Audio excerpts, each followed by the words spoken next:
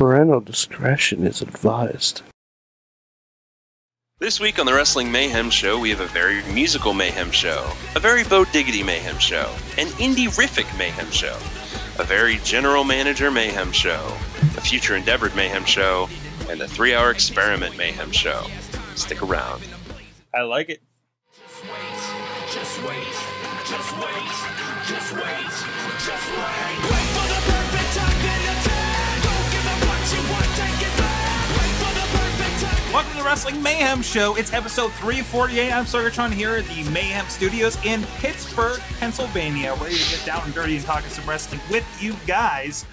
With me on the couch is Chachi of at Chachi Says of InsertCoinToBegin.com. What up? Sorry, I'm playing Mylon Secret Castle in this lovely internet browser thing on my It's called the internet. Yes. How about that? I found it. I was thinking about it because of Let's Play, and I found it on the internet. Which you can view over at InsertCoinToBegin.com. Correct. Man, Chachi sucks at plugging things. I do. I am terrible at plugging. Also everything. with us is the Wrestle fan from San Antonio, Texas. I plugged WrestleFans. intro, insert here. I plugged WrestleFans' mom last night, though. Oh! Insert dick to begin. Also with us from the deep, dark underbelly of under the Monongahela River is a Papa Lunchbox. I'm overweight and underrated, always so anticipated, dangerous at close range, all my methods are strange. Can't touch me, my friend, I've got rhymes for days, and I'll ruin your life like 50 Shades of Grey. On point, on deck, on the internet too. Your shit's so boring, my shit's so new. Putting this together like a rhyme samurai. I was knighted last week, son, don't even try. The king, the queen, the princess, and me. But you can call me MCLB. Wow, my intro seems like shit now. Also with us, returning to the Mayhem Show in the Skypey flesh from down south somewhere, is Bo Effin' Diggity. Woo! I wonder what the F stands for this Bo week. F Diggity. You'll find out what the F is for later.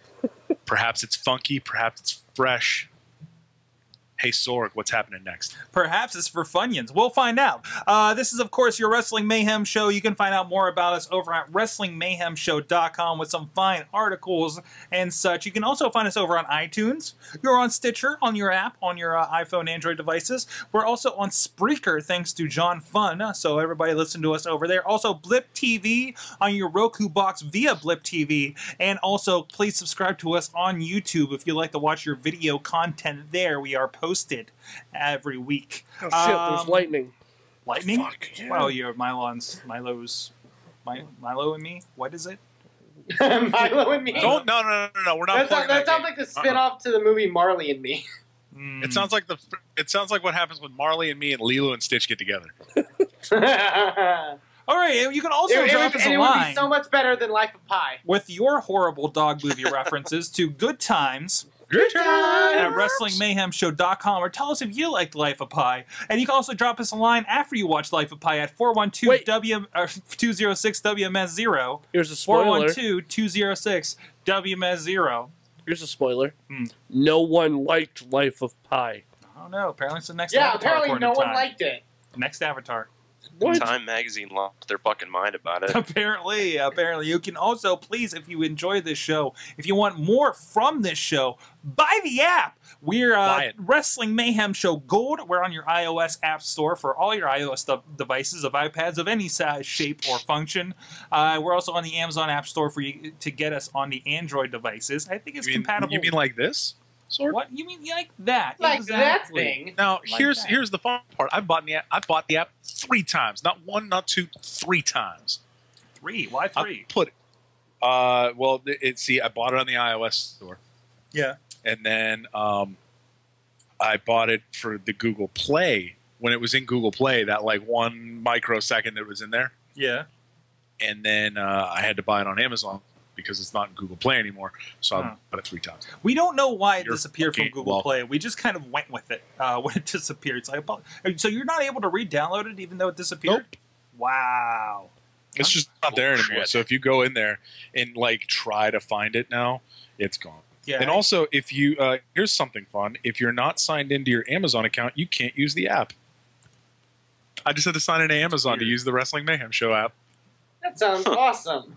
Way to Now, upsell it, Wrestling AJ. Mayhem Show, sponsored by Amazon.com. Apparently. And Wow. down here, or up here, you can contact the show in various forms. There you Yeah, go. there it is. Quick links to all that stuff. Emails, Twitters, Facebooks, and the number itself. So you can drop And a down. troubleshooting option for those of you who need those sorts of things. There you go. What? Like, why do I have to log in with my Amazon account on my Android?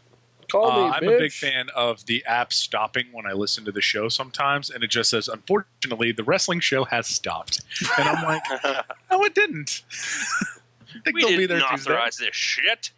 Yeah. It's kind of a third party one, unfortunately. So we're kind of to that. But please do that. Support the show. Like thanks AJ for tearing apart the app. But other I than didn't that, tear it apart. I'm simply pointing out things that are there, and it's funny. And that's what we're here for, the ha-has and the funnies. the Are we not? ha-has and the funny faces. There you go. The ha-has and the funnies. Name And, is Wrestling Mayhem. My name is Wrestling Mayhem Show, and I shoot trouble. Pew pew. Thank you, Alex, in the chat room.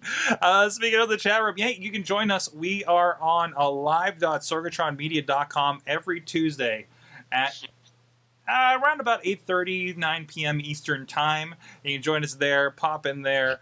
Bo Diggity is letting us. Shoot trouble from my penis. I mean, what? What? So we got a good 14 people in there. Chachi, of course, the people in here are in there. Also, Alex Cars, Mad Mike, I'm not in the chat Bobby room. FG Town The fuck Riz, you Wrestling talking about, Revolution, John, and Brother Sorg was in there, and Texas Anarchy as well. Huh? So go check them What out. you talking about, bish? I'm not in What the you chat know room. about me? Ya bish? Yeah, bish. We're going to start the show the way we He's so already know angry how. this week. We got a lot of email this week and other forms of media, so let's get right into it. What do we want to hit up? Well, do we want to talk about the song that we received? Oh, it's fun. Oh, it's fun. So Fun. this, Let's play fun. it and then talk about it. oh, let's play it, and then I'll read the email. So I'll let you guys decide for yourself what you think about this. So here it is. What? What? Chat room. What? Apparently in the chat room, Ah! there's a pretty good. That's awesome. I can't get to it. Go to the There is chat a room. good Jesus. screenshot Apparently, there's Oh, a screenshot of me in the chat room. Thank you very Sword much. hit me Get- for something. Getting ready for some headroom. Yeah. That doesn't happen nearly enough. Shove a penis. Shut up. Bo Diggity, you're on the show. Yeah, you're here in the show. Why are you leaving your comments out there? Because I can leave them there as well for the written form. All right? So it's a visual aid. Wait, We're we're not doing that joke again. Hey, listen. I know I tore the apple apart before. Pay that $1.99 and you get to hear the difference between visual aids and visual aids. Exactly. No, you get to see because it's video. You get extra video Yeah. with that You app get that we extra don't put anywhere video else. content for your fucking retinas. There he is. So let's listen to this submitted song, and we'll get a lot more here coming up in Christmas, I know. Nope. No, it's not. Nope. Nope. No. Nope. That didn't work. There we go. No, Let's sing try this song. one. It's going to be loud. It's Tuesday, Wrestling Mayhem Tuesday. Everybody's looking forward to the Mayhem Tuesday. I'm trying to hear it. Tuesday, Wrestling Mayhem Tuesday. Everybody's You can't see, but my ears are like. Mayhem. Wrestling.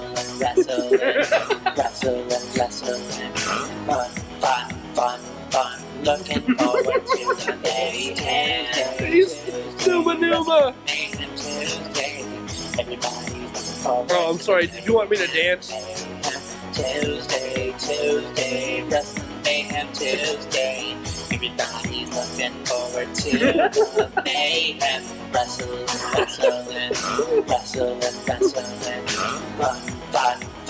Fun. Looking forward to the Mayhem. Bullshit.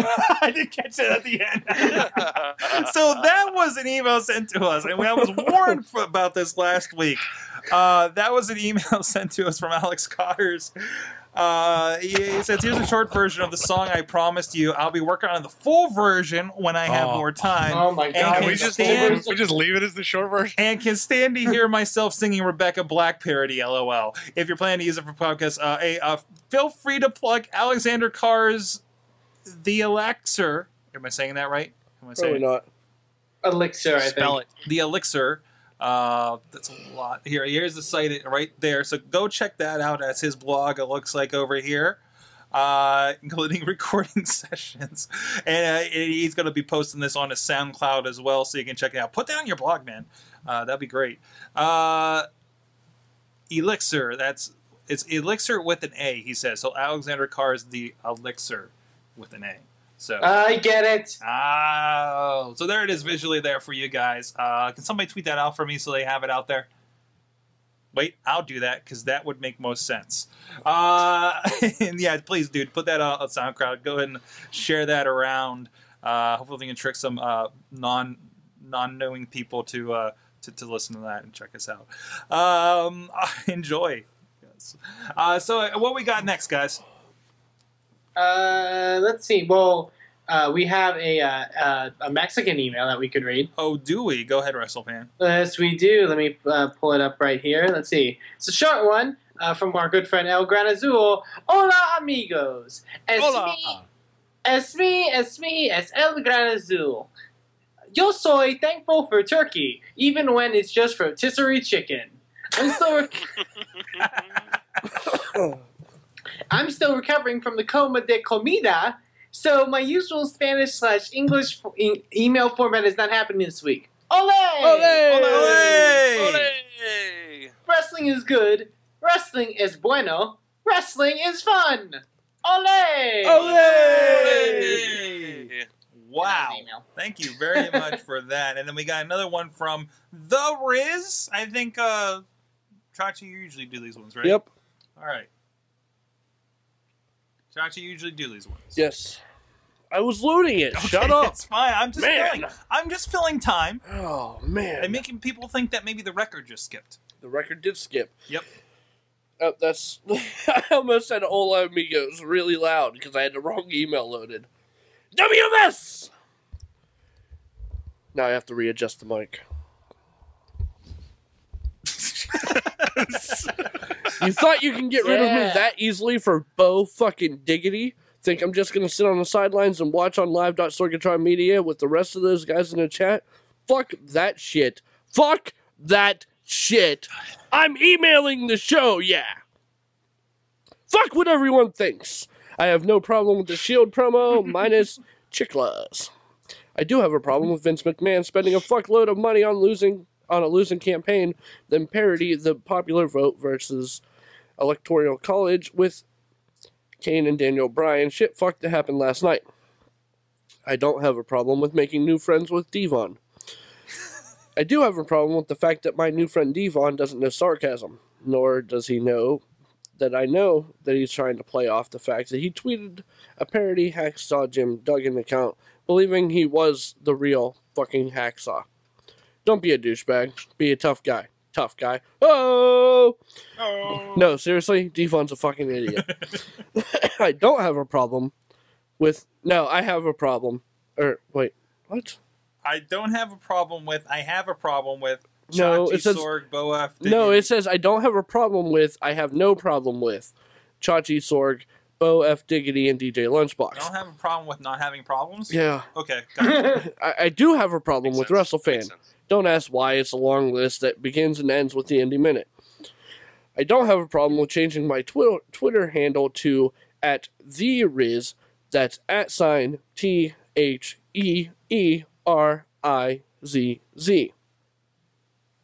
I do have a problem with WrestleFan and his stupid movie choices. Yeah, God forbid I sort of like Life of Pi. Like we told Bobby during Call of Duty, you make terrible life choices. I apparently do.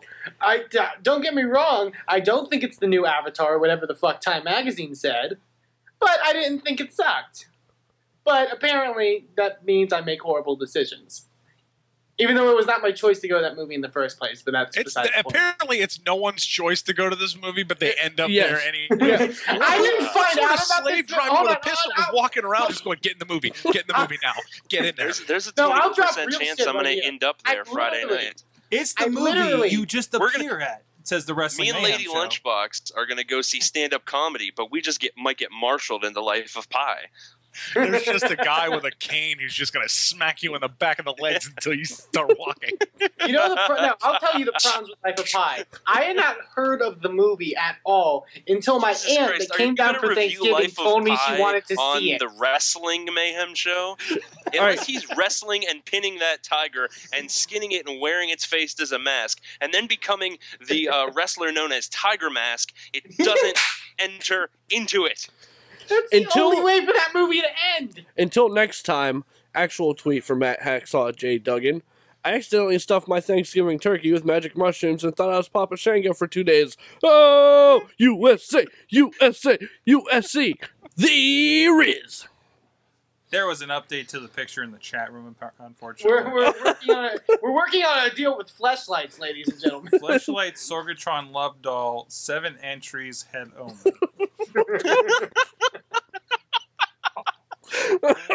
How do you? I'm so so that confused. So Why? Because it's head only. No, yes, because it's head only. That's amazing. Riz, are you saying that because you butthurt? Is that what I'm getting here? I think he's a little butthurt. I'm feeling through the internet that you're butthurt. That's what I'm feeling. That you're saying that you're not on the show and I am, and that makes you mad. And I'm Hello, sure that 10 it does. percenters and WMSers. Thanksgiving is over, Hey, but what are I'm you still reading now? thankful for a lot of stuff in wrestling and life in general. I'm thankful for a What the legitimate fuck? website for What are this you reading Occupy. now? The next email. He's reading an email. Yeah, I wasn't done. I know. Moving on. Listen, Wow. Bo Diggity, I love you, but you can spend 25 minutes ripping Riz a new asshole, and it's not going to matter because he's still going to be the same dick next week.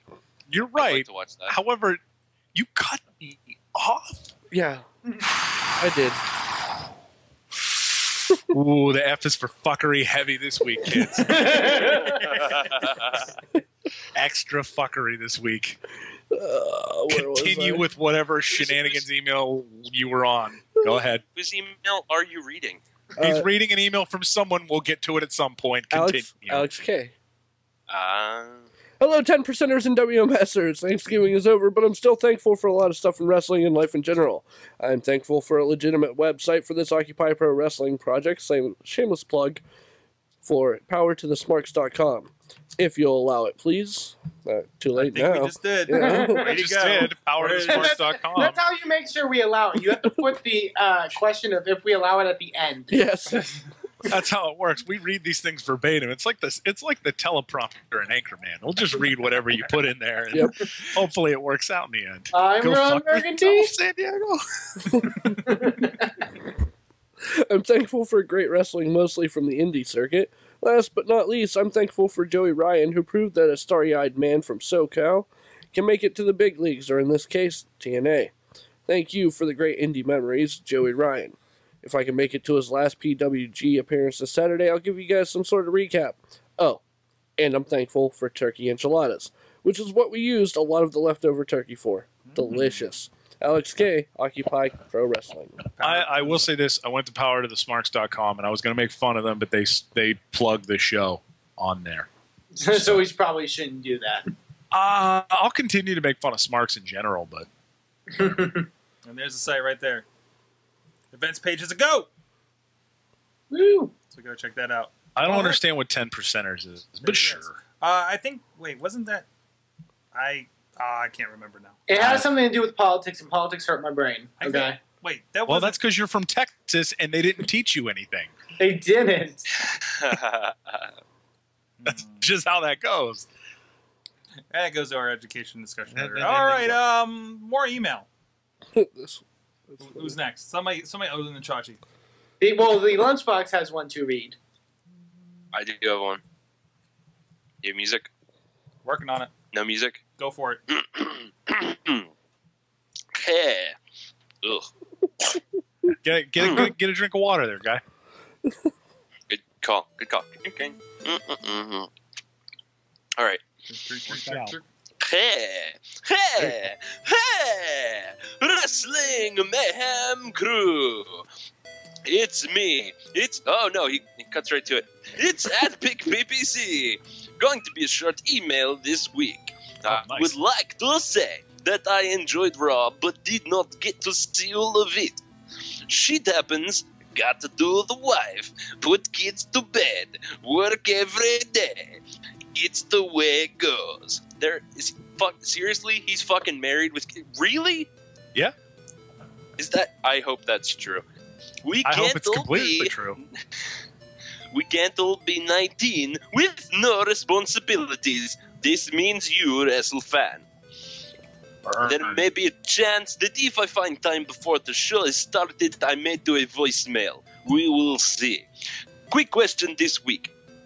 If you could bring back any past title belt, and who would be the champion holding it? I would bring back the European title or the TV title. Mrs. TV champ Antonio Cesaro should have the very European championship. Couple quick thoughts on wrestling this week. The Shield is cool, but not sure about the name. Ryback, get what Ryback wants, evidently. Cena is irresistibly penis and lip crazy with AJ. Nope. Never get Yeah, it up. not me. Instead of Not me. never give up. Ha ha! Never get it up. Never get it up. Okay. You're never gonna get it. Fave 5 this week. Cesaro, Debray, Punk, Sandow, and Sheamus. Peace Poor 5, Santino, Truth, Uktanga, With a U. With a UG. Uktuga, Gunnar from TNA, Randy Stupid Face Orton. He is a snake my ass. If possible, please do Fave 5 and Peace Poor 5 with the others on the show. Till next week, it's Big PPC. Take care, Mayhem Crew. I say it perfect. Well, I guess we can kill that. Perfect length, Big PPC. I like it. I gotta I like say it a lot. that is Spot on. the ideal. You got right in, right out. Perfect. That's how Sorg likes it. Now, we have out, 5 right in people this on the region, show. right here. We have 5 people on the show. I think each one of us can pick a fave and a piss poor, and we can make our list that way. I like that. Okay. LB, you want to start us off? Oh, do I get to start out? Yeah. I have to agree with Cesaro. He's doing some great, or with him on Cesaro, he's doing some great things on Raw. Great matches. He had a really good match with Sheamus this week, and he's on point. We're not seeing a lot of fuck ups from him, and it's very consistent ring work. So my fave for the Fave 5 this week is Antonio Cesaro. Okay. WrestleFan. Fave 5 this week. My pick is Damian Sandow. Okay. I'm gonna go with him. I'm going to go this week. I'm going to give my Fave 5 to Rey Mysterio. Really good match with Daniel Bryan. That kind of showed he can still go, Chachi? Fave 5? Or one Fave 5? Fave 1? You know what? I'm gonna go with Sheamus. Jameis? Yeah, Sheamus. Any reason? No. No? Okay. Yeah. Bo Diggity? I liked his hair this week. Nice hair. Yeah. You get it. I am going to go with Kofi Kingston in a generally well-done match with Tensai. Okay. Usually a guy who's a high flyer, doesn't normally look very good against a big guy, but he looked generally believable in that match. Are we doing the piss pours now, or You can start off here in a second. I just want to get to the chat for their guys. Has Brooklyn Brawler even wrestled this week? If not, then I don't have a pick. Barrett from Bobby FJ Town and something about Way Barrett and jeans. What's that? Way Barrett and jeans. Jeans Barrett, yes. Didn't really do anything. Yes. Oh, and there was an Fuck, I explanation. forgot about 10% is wrestling fans, which makes wait. It's Eric 87% Bischoff of said that TNA fans equate the 10% to 10% of the wrestling fans. Oh, I thought it was there was another one. No, Bischoff. well, Eric Bischoff basically says he doesn't want to cater to the 10% of internet smarks that are, the composing his oh, audience. okay. Internet Because wrestling I community. listened to the things that Eric Bischoff says. Yeah, that was the God. thing he did like a year ago that pissed everybody off. So Oh, what's your that's piss? cool. What's your piss Fuck him poor, anyway. AJ? I will go with my piss poor goes to Big Show for whatever the fuck that lumbering thing was that he did, where he just kind of strolled the fuck out and then just went nope and then turned the fuck back around and walked back. He got paid for that. I could do that shit. Pooped in Watch, pants. I'll do it right now. Hold on. Oh, no. LB. Oh, I should have thought about this. Huh? Oh wait. My piss poor was for Vicky Guerrero because like I feel maybe it's because I'm an optimist, but I feel that she is worth more than this. But she's only ever been saddled with the worst stuff imaginable. Okay. So Okay. that's that. How about WrestleFan? Hornswoggle, because he's a tiny, tiny asshole that ruins everything. Chachi? Chachi? Really? You're coming to me asking me who my piss poor wrestler of the week is. I didn't say it it's wasn't going to be between two. obvious. He's gonna pick a shocker and be like Dolph Ziggler. No, it's not back. Right back. Right back. Oh, I'm okay. going to go with Tamina because really that should have been a lot better. That. Really? I mean, I expected more from you, Tamina. Listen, just because she cut an apple that one time and you got tight in the pants doesn't mean that she's the best wrestler on the show every week. But now she's dressing as Atom Bomb. That makes her this automatically the best wrestler. She's ever. dressing as shiny Jimmy Snuka. Fuck her. That's very unflattering as well. So I'm not digging that. I'm not digging that. And Alicia Fox not It's knowing been it was enough years. Yeah, Sorry, it's been enough years that people can be Adam Bomb again. that's true. That's true. Hey, if she's going to be Adam Bomb, she needs to come out with the glasses too. Don't kid yourself. Let's just go all the way with this, okay? Riz was still tapping. I mean, I'm not saying not. I'm just saying it wasn't a good match, and she looks funny. Yeah. And Alex Cars, so everybody's okay. Alex Cars is going to run an errand. He will return. Thank God. Bobby says piss poor is Randy Orton out of nowhere. So there you go. What else we got for email, guys? We have a final one that was sent in by someone, if I can bring it up, named Wheelie. And there's also another one for Chachi. Oh. The picture in it's for me. I'll read the first one here. Here we go.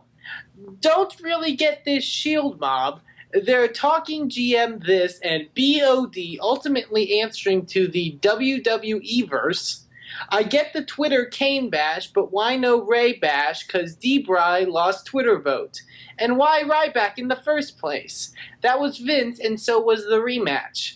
Both matches sucked, by the way. Are these guys just gonna affect CM Punk matches like they're speculating? Injustice using same terms as Heyman? I bet all three are coping a good flogging. I think he's British. Soon in the same Copping. match at the hands of Ryback. Hope they can shield themselves from that Ryback. booking. There you go. Oh, no, there's a little bit more. I thought I heard someone. Oh. They better attack Sheamus. He lost and then lost his rematch, so it's an injustice. He gets another shot. Big Show!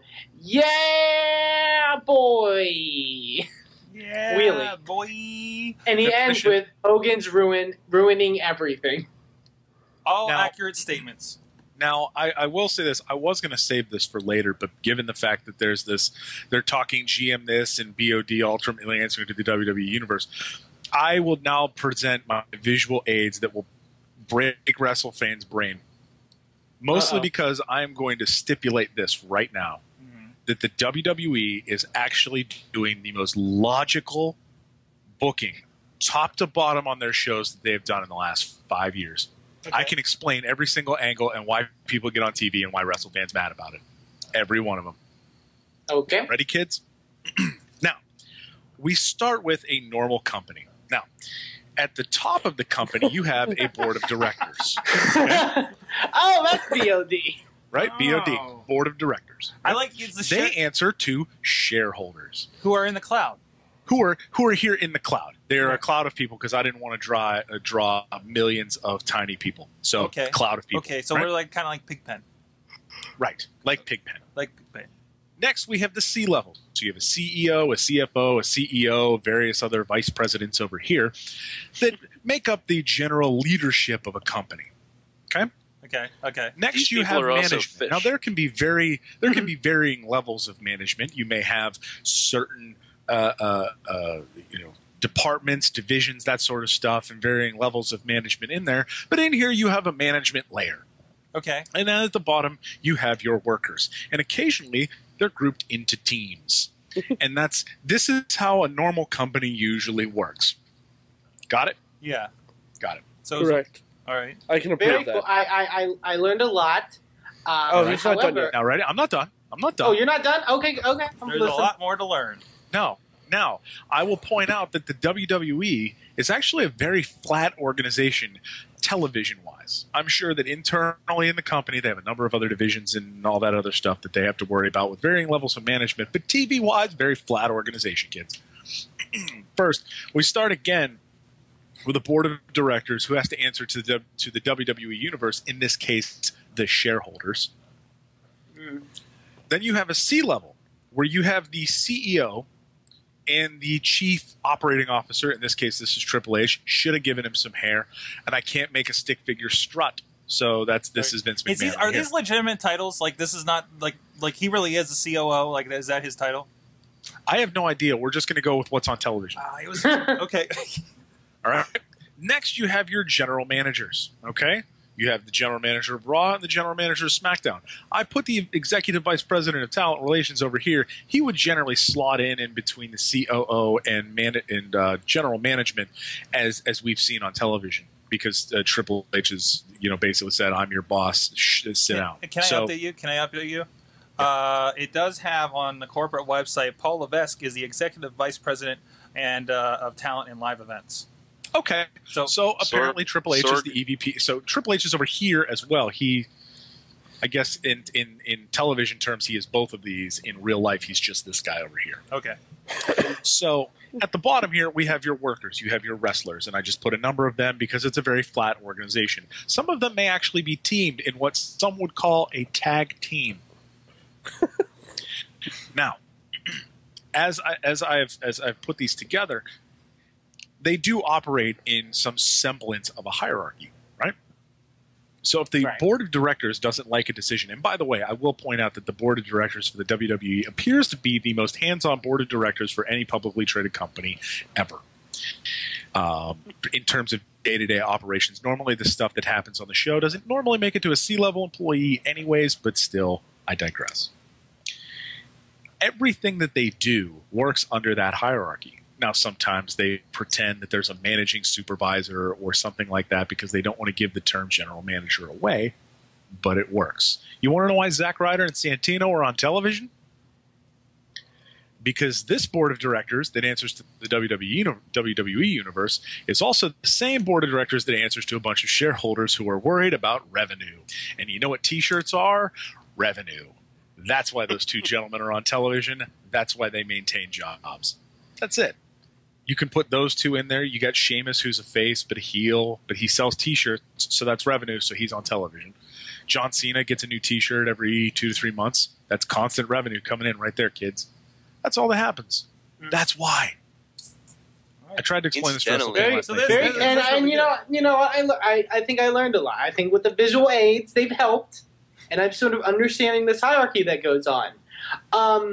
However, while very informative, while I'm watching these AJ, John Cena, Vicky storyline, it still does not make me keep myself from stabbing my eyeballs with needles. Well, that's just poor storyline. Plain and simple. Okay. However, the terminology that they're using there is entirely it's a matter of semantics, really. If you change the word affair to conflict of interest, that storyline makes sense entirely across the board. AJ as general manager being propositioned by a wrestler on the roster who's technically her subordinate, that's a conflict of interest, and in any normal company would get someone fired, if not both of them. Right. That doesn't. But they're not using that term. They're using the term affair because conflict of interest doesn't work for 8-year-olds. I don't know how affair does any better, but apparently it does. So now that they come out, they said, okay, well, wait a minute. I'm not the manager anymore. I can ball tell John Cena all I want to. Cool. Well, then why not when Vicky said that AJ was nude, that she said she was in a state of undress? It's just a way for them to complicate things without going directly to the words. Well, they have bad writers, and like number two, they have to say they can't say butt naked on television, but they can say state of undress, and 8-year-olds don't know what that means. Naked on television. This is the same storyline where we've said you're a female dog. Mm-hmm. Yeah, I mean that's the kind of language level we're dealing with. It's the same storyline where last night someone said no one will ever have sex with you unless you're in power. Well, yeah, that did happen. And yes, we are neglecting the fact that hey, Lunchbox, you're a comic book reader, correct? Yes, sir. I believe there's a term for not looking back at the past and just going with a completely new storyline and re-explaining the past. What is that term, sir? That is retcon, I believe. That is correct, and the WWE loves to retcon shit. So if you ever want to understand why something in the past doesn't exist in the present, it's just the WWE retconning the shit out of their storylines. The WWE doesn't retcon really their storylines. To do that, you really have to go back, acknowledge that it happened, and then say that it happened differently. WWE likes to fucking ignore their storylines and everything that happened before. That's a slight difference. If you at home, the listener, want to know about this mystical board of directors, which AJ for the most part nailed their jobs on the head. It's not just storyline, but I don't think they're that involved with day to day. But still, go to corporate.wwe.com/governance/board.jsp, and it will break down all 9 members of the board, including Vincent Kennedy McMahon, David Keenan, who is a former executive vice president of programming for the Hallmark Channel, and Kevin Dunn, who's the executive vice president, television production, WWE, and former member of the tag team, Well Done. If you remember them, then you watched wrestling in the 90s, and I'm very sorry. But it has histories. It has histories of everything they've done, how long they've been on the board, and it's actually a really interesting read. Find out about them, then you can look at the executive officers, governance guidelines, and you can really actually understand why the WWE acts the way it does. It's a business. It is a really top to bottom an entertainment business. You can start. Who is that chick? Oh, that was Stephanie. I couldn't tell from here. Who's that one? I'm Chief Marketing Officer. So yeah, so there you go. Wow, wow. We have one more. It's a weird conversation. I know. I think we can bring it back around because we have this one. This one's for Chachi. Who's good at Photoshop? And it's a picture of me on my back. Says "Feed me, Sorg." Sorg is Bobby FJ Town. My F is for forgettable, which Life of Pi was. And can you guys talk about this? There's this video. I don't know how far in we have to go before we kind of get to the point here. It's called Krispy Kreme Christmas. Krispy Kreme. Oh, God. Hey, Money Maker Mac. Just go like a minute in. Song. Is it? A little bit of setup here. First thing on my list, go figure. It's a brand new John Cena action figure. Second thing on my list, guess what? It's a really cute girl with a really cute butt. Mike said Krispy Kreme, hold up. Mom said you're not allowed to touch a girl's butt. Towards the end here. Make the snow melt. It's a brand new John Cena wrestling belt. Now I gotta think about what I want from Grandma. How about a brand new pair of John Cena pajamas? And one more thing I want, even though I already have it, is the best CD of all time, Illmatic. Christmas, come check out my wish list. Have I been a good boy? That's none of your business. So you get the idea of how the song goes, and you can look up Krispy Kreme. The song is called Christmas. And yes, there are adult John Cena pajamas. There's also hold on, I'll bring up the link here. There's also That's a thing that exists. that is a thing We that did find exists. this. I don't know where he got those ones in particular, and I love that when they're looking He at. got him from his grandma. There you go. There's the John Cena one, and he's doing all the John Cena poses in here, by the way. Which is amazing. including- Yes, because he looks super badass in adult pajamas. There you go. They had fun with this here. He looks more badass than you do, and I wouldn't want to meet that gentleman in a dark alley. He's crazy enough to wear John Cena footy pajamas. It's like He I will don't even end give you. a fuck. I got John Cena footy pajamas. He What? looks like a bigger Cody Rhodes with like more defined eyebrows. And there is. Okay, I didn't think about it that much. And there's also a Rey Mysterio set going on there, as well as. And I don't know what invisible hula hoop he's trying to go through. But And also The Rock. Okay, let me just point out that if you're wearing any of these pajamas, the chances of you getting laid are less than Exponentially 0. higher? No, less than 0. Hey, ladies, Like you want to like, get in my zipper? I don't know, man. I think there's. I think you can find. I think this is how you get laid by the right one, right there. False. False. hey, ladies, my zipper goes all the way to my foot. What's up? Yes, Riz says it best. He looks like a rapist. But these are over at jumpinjammers.com with a Z, by the way. So on that note, is that all the emails? Bo Diggity, you had some voicemails, and your face is We getting did, old. and you will play them, and I'm not going to comment. They speak for themselves. They speak for themselves, he says. So we'll get to this real Literally, quick. I speak for myself on a phone call. Since we're losing his connection over there, so this is going to speak for him. We're going to hit these up real quick and get right into the Indie Minute. I know we're running a little bit late with this kind of stuff. So let's get right into Who started late? the voicemails. Oh, is that it? Is that it? Is that Chachi? Is that Chachi telling time? Oh, it needs to be so bad right now. What? First off, I got the point here. We go through what people are thankful for in wrestling, and not one of you ungrateful motherfuckers says Bo fucking diggity. Riz got close, and then he said it wasn't me, and it was the other AJ, the one that's adorable. And it's not me? Really? I'm providing you with 100% free motherfucking comedy. I'm talking that shit on this telephone.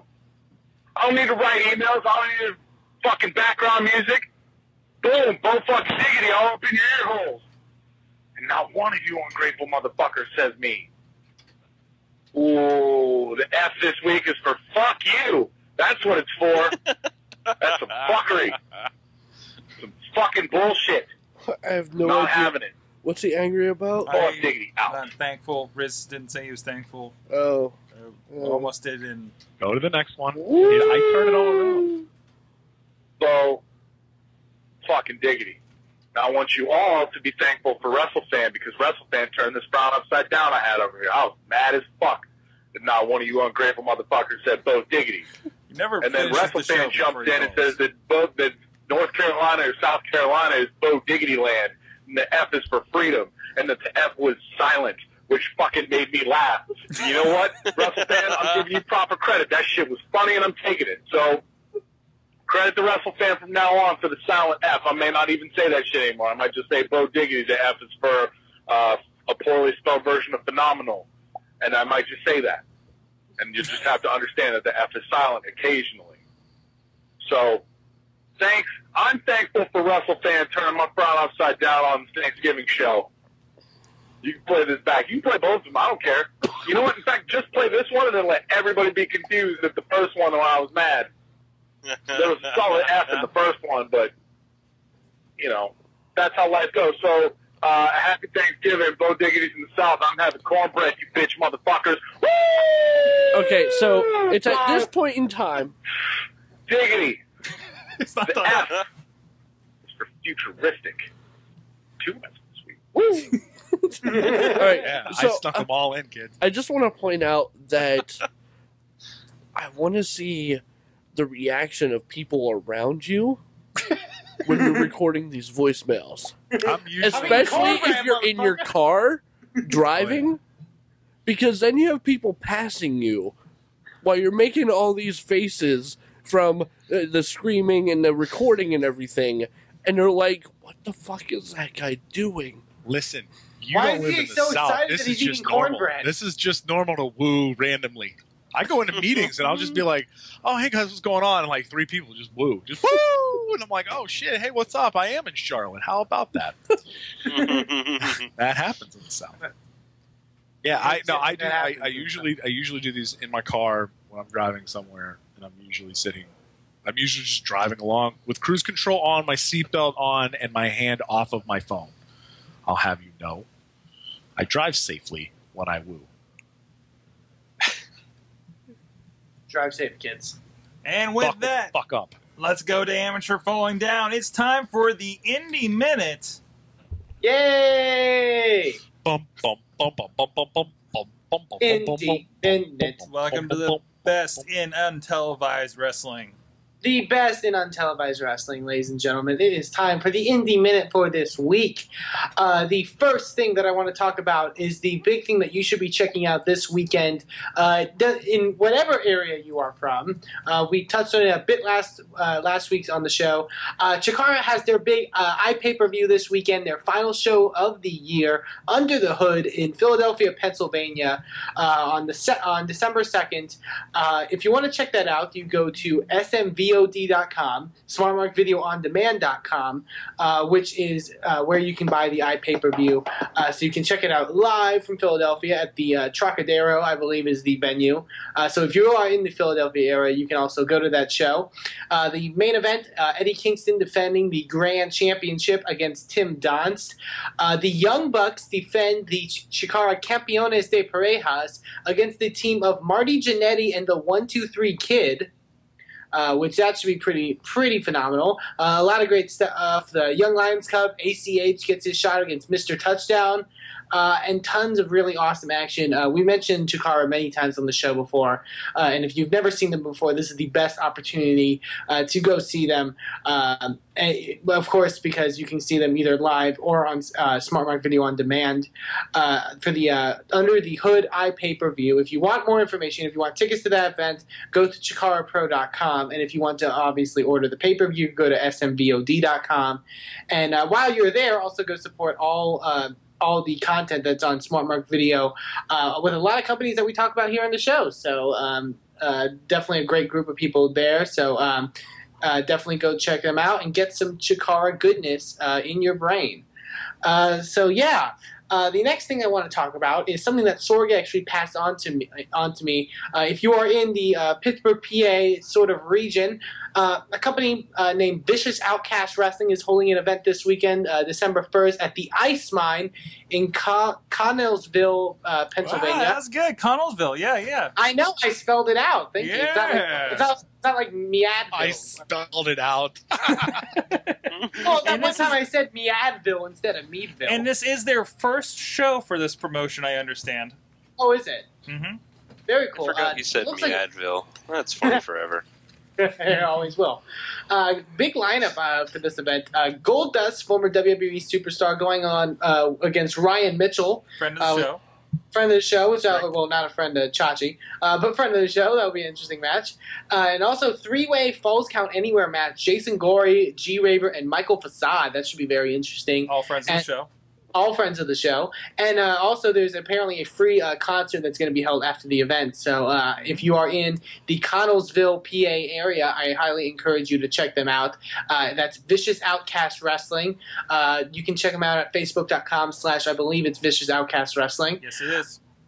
I definitely encourage you to go check them out, especially in the PA area. I'm guessing some members of the crew may be attending that event. I don't think, not Possibly. From this part of the crew, no. Unfortunately, because of plans. Well, you should attend it anyway. You should attend it and let us know how it is. I know some people that will be there. I'm hoping to get a report. I think Wheels might be there, actually. If I heard right. What's that? I feel like that's near my hometown, but I'm not completely sure. And I'm going to look it up right now. I mean, it's a good hour away from Pittsburgh. You're a good hour away from Pittsburgh. I believe so. So, yeah, I think that is about your neck of the woods. So, it's out there. But there's a lot of good stuff. So, if you're willing to drive a little bit for wrestling out of the Pittsburgh area, I think it might be worth it. Absolutely. Yeah, definitely. So go check them out, and hopefully if you'll get to see a lot of friends of the show and a lot of really great wrestling. And the final thing that I want to talk about on this week's show, this week's Indie Minute is something we talked about last week on the Indie Minute, which was our good friends at Absolute Intense Wrestling. They had at this past weekend their Hell on Earth 8 event, which was a very monumental event for them. A lot of very interesting stuff happened on that card with a lot of great pro wrestlers. The big news that sort of came out of it is that they crowned new AIW Tag Team Champions when the Batiri lost their championships to the team of friend of the show Gregory Iron and Veda Scott, who we talked about last week on the show. There you see the picture that is courtesy of Gregory Iron's Twitter of the two with the championship belts. We mentioned them on the show last week. I talked very highly of them. Their stuff in AIW, like I mentioned before, has been very top-notch, and it's some of my favorite stuff that both of them have done. So it's good to see that they're sort of getting this big push. They're promoting for hope and change is one of the things that they talk about. So this is definitely a big change for them, winning the tag team championships. And it's very cool. Also, very cool to see that AIW is sort of following that trend of allowing female competitors to sort of mix it up with the male competitors. And from what I hear, Veda Scott definitely held her own in that match. It wasn't just she was playing the role of a female.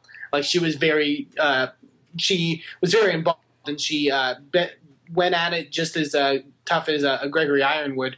And I heard it was a very awesome match. So congratulations to Iron and Scott for the Tag Team Championship win.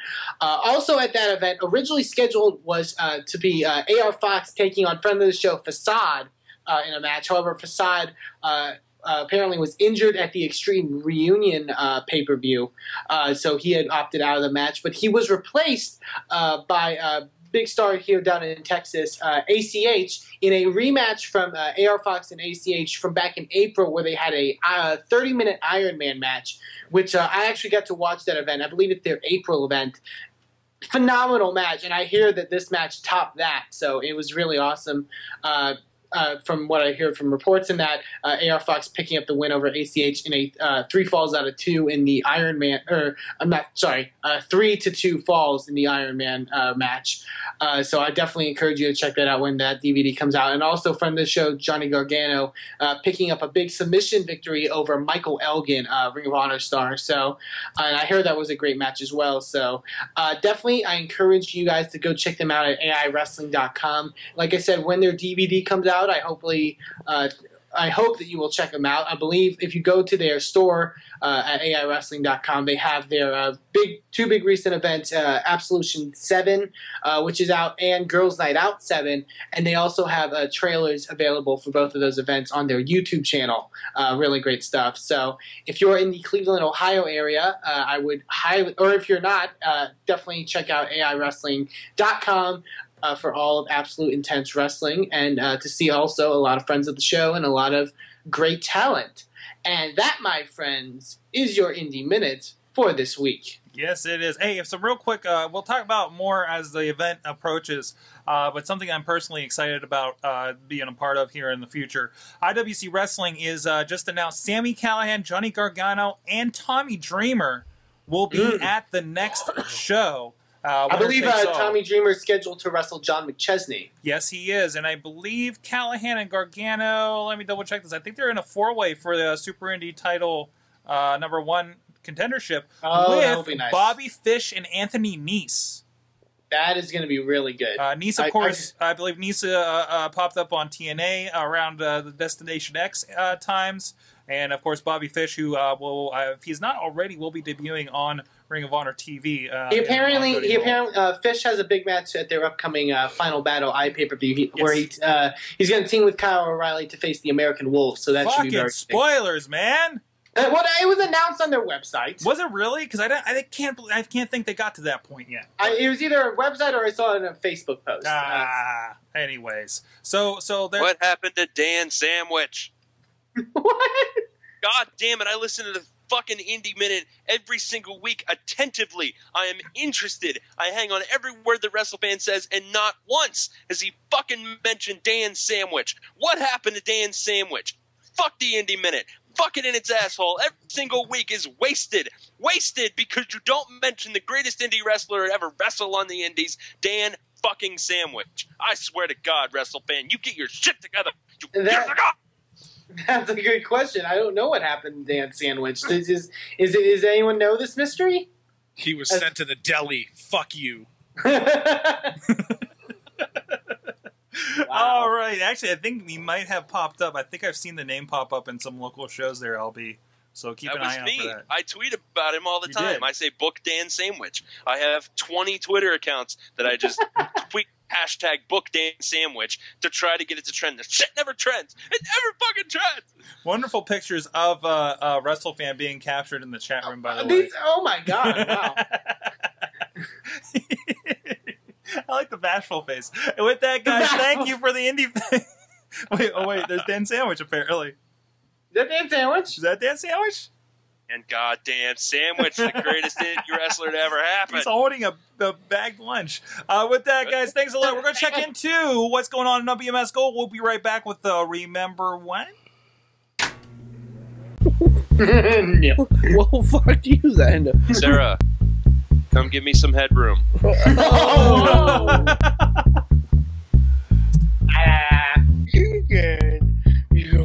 Drinking. Zorg's been drinking. What the fuck? I don't know what's going on I here. don't know. Who's dreaming of Ryback? Georgie's dreaming. That's what I'm saying. She can't hear anything WrestleFan that's said I happening. have the greatest girlfriend ever. Thumbs up. Thumbs up. Her mouth is full.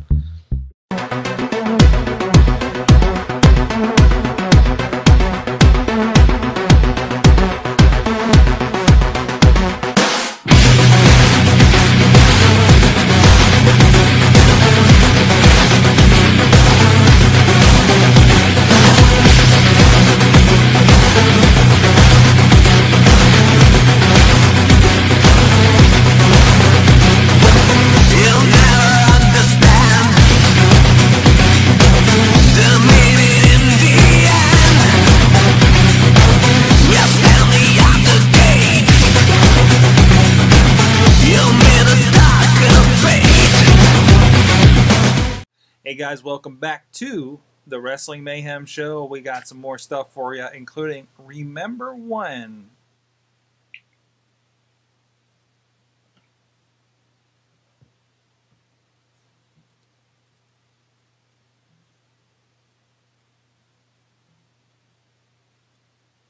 This week on Remember When, since we talked so much about the CEOs and the corporate ladder and all that stuff, thanks to AJ there with his visual aids, I thought maybe it would be good to kind of look back, because there's been a lot of authority figures over the years. There's been general managers, there's been presidents, there's been I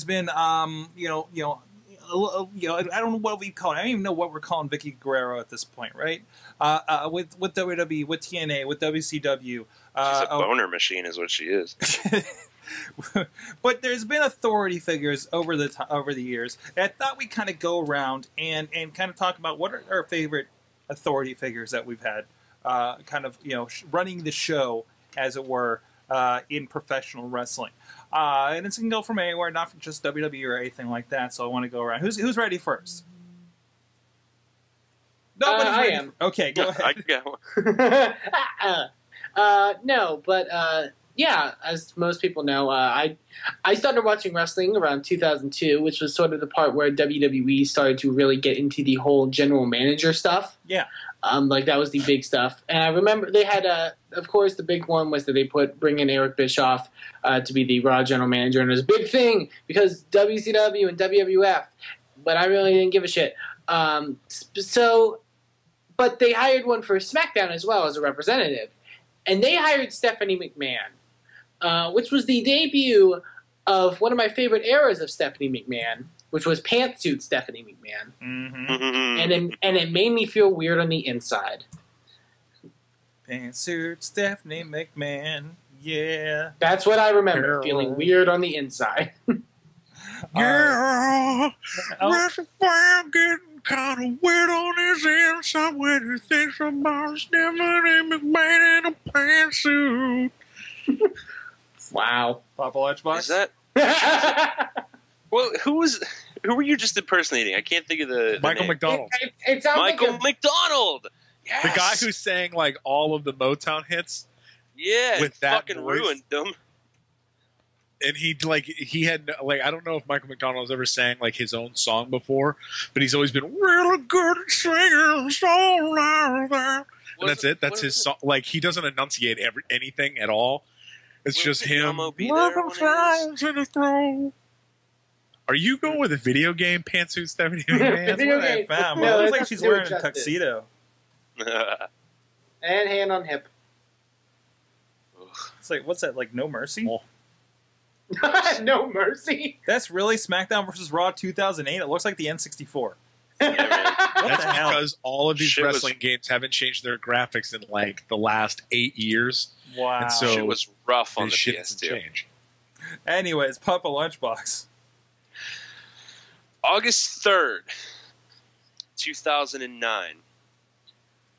Uncasville, Connecticut. The Mohegan Sun Arena. Mohegan? Mohegan. Fuck. Thank you, Sorg. I didn't know. Native Americans. Casino.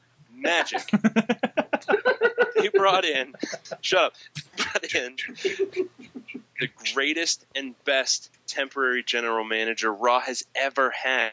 It was one man who had a run of Raw for the entire night. That man's name? Jeremy Piven. That's right! Jeremy Piven! Jeremy Piven! He was amazing. Probably stoned out of his mind. He brought his little Asian friend who danced in the ring for way too long, way past being funny. Clearly, they were doing coke off of Batista's tits. It doesn't matter, though. It doesn't matter. Jeremy goddamn Piven. Yep, there's the video. I don't remember that Asian actor's name, but he's very talented. It's Ken And Jeong. I remember him jumping off of the turnbuckle, and he said Summerfest. I think he said he coined. Yes, He tried really hard to trailblaze and start a new pay-per-view called Summerfest. It was going to be amazing. It was going to be better than SummerSlam, but the man fucking shut him down. They said, "No, I'm sorry. I get one night of hosting." Jeremy Piven. You got your Bischoffs, you've got your Steve Austins, and you've got your Ric Flairs, but none of them come close. Jeremy fucking Piven. Summerfest. And I think one of the first guest GMs, if I recall. Yes. So He was Yes, like he was very early. one. He was the top Before of the him was first five. Shaquille O'Neal. ZZ What's that?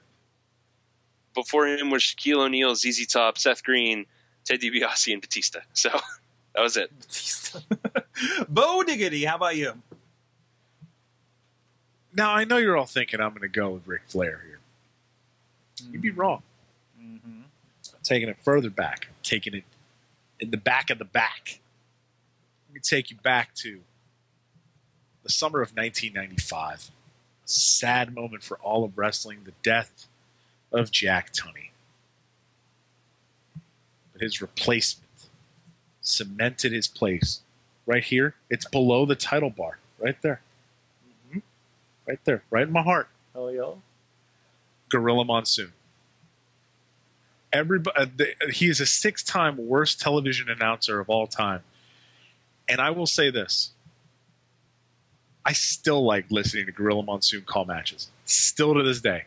Because it reminds me of when I was 8 and there was like 3 moves that each guy did. And all you had to do was know those 3 and you were good to go. Gorilla Monsoon is my favorite. And he passed in 1999. His last appearance was one of the 3 judges for a Brawl for All contest between Bart Gunn and Butterbean at WrestleMania 15. He got his entrance. That was it. That was his last appearance in WWE. He was also the last WWF president. No one else gets that title. Everybody else was general manager and commissioner from then on. WWF president, the last one. The last WWF president, Gorilla Monsoon, R.I.P. There you go. Chachi. Plus, look at those sweet transitions lenses. That dude couldn't see for shit inside. Nope. There he is, facing off with The Undertaker. And he said, listen, Gorilla Monsoon was not a small dude. He was billed as 6'5", 400 pounds. Who's messing with him as GM? I mean, he obviously lost a bit of weight by the time he got to that point. You know, I mean, it was maybe, but still. I mean, still, what's what he said, 6'5", you know? I mean, that's, you know. Chachi, what about you? Vince McMahon, but only with Stone Cold and Kurt Angle as his henchmen. Oh, so like Alliance era. Yeah. Nice. So it's kind of like, you know, mine's kind of a group thing too. I liked when it was Eric Bischoff and Stone Cold, where they were kind of like button heads as the authority figures for a while there. You would have the intro at the beginning. That would be the one guy. You see Stone Cold's face, and you'd hear the crowd cheer, and then it would, you know, they would slide to Bischoff's face, and then boom. I think it was Bischoff first, so the crowd was just all boo. Yeah, exactly. And that was a great like intro, and you hear the crowd and everything like that. It's the shining example of how much like robotic WWE crowds can be, because they're just like seeing it. It just like immediately just shifts up to the cheers. But they get the voice. It's great. But even to the point where I think like they had a point where like Stone Cold presents so-and-so pay-per-view, where he booked the pay-per-view, right? And I think they may have gone back and forth between the two of them. One was like Raw presents, and they were like Stone Cold Steve Austin presents like No Mercy or something like that. Didn't they do a thing where they fought over the office as well? I think they did. They're like, no, your office is down here. You know, it was just like an ongoing thing, and it was one of those deals where, like, you know, I think that's when Stone Cold was having trouble, you know, actually competing in the ring, and they found the perfect spot for him. I mean, that's that time when it was like Stone Cold does not need to be in the ring, because really in the long run, it's Stone Cold's personality, it's Stone Cold on the mic, it's Stone Cold interacting people that we really want to see. You know, much like, you know, we probably think with like a Mick Foley or, you know, a lot of these other guys, maybe even Edge. I can see Edge just coming back in a role for a while, you know? I think that's the thing. I think a lot of people thought that, you know, this sort of like managerial position role is something Stone Cold could have done for a long time. He did it for a good time. He did. I think it ran its course for the most part. You know, it built to a certain point. They did their blow off, and that was cool. You know. But yeah. That's one of my favorite times as far as authority figures goes. So. Can I jump right back to Monsoon real quick? Sure. I didn't realize this because I don't know if I didn't flip back to Nitro at that time. Mm-hmm. He died on October 6, 1999. During the Raw afterwards, Vince McMahon described Monsoon as one of the greatest men I've ever known. But at Bobby Heenan's request on the October 11th, 1999 Monday Nitro, they acknowledged Gorilla Monsoon's death, and Bobby the Brain Heenan on WCW, even though Gorilla Monsoon had never, ever worked for WCW, said Gorilla will be sadly missed. Now, he was one big tough man. He was a decent, honest man, and we're all going to miss him very much. And you know the pearly gates in heaven? It's now going to be called the Gorilla position. Goodbye, my friend. I think there's video of that somewhere on. There's video of that somewhere on YouTube. I remember seeing that. Bobby the Brain Heenan, solid human being. Definitely. I mean, some of the best stuff was him and Monsoon over the years.